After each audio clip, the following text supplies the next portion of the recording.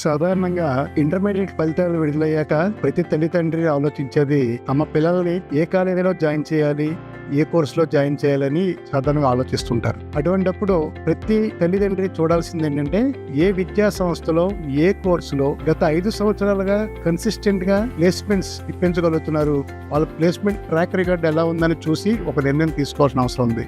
At the end of the day degree కానీ engineering కానీ పూర్తి చేసిన తర్వాత తమ పిల్లలు ఒక మంచి మల్టీనేషనల్ కంపెనీలో ఉద్యోగం సాధించాలని కోరుకోవడం సహజం. ఆదిత్య డిగ్రీ కాలేజీలో ఈ రోజు గత 5 సంవత్సరాలుగా 10,000కు పైగా ప్రతి సంవత్సరం కూడా ఉద్యోగాలను ఇస్తూ ఒక రికార్డును సృష్టిస్తాయి. దీనికి ఆదిత్య అభ్యాస్ పోర్టల్, అంటే ఈ పోర్టల్ ద్వారా ప్రతి స్టూడెంట్ కి కూడా 1,00,000 multiple choice questions, aptitude questions, అలాగే కాంపిటేటివ్ ఇంగ్లీష్ క్వశ్చన్స్ ని ప్రాక్టీస్ చేసుకునే అవకాశం. రెండవది అభ్యాస్ వాణి అని ఈ పోర్టల్ ద్వారా LSRW listening, speaking, reading, writing, అలాగే వొకాబులరీ, గ్రామర్, ఈ 6 స్కిల్స్ ని డెవలప్ చేసుకోవడానికి అభ్యాస్ వాణి పోర్టల్ ని ఇవ్వడం జరుగుతుంది.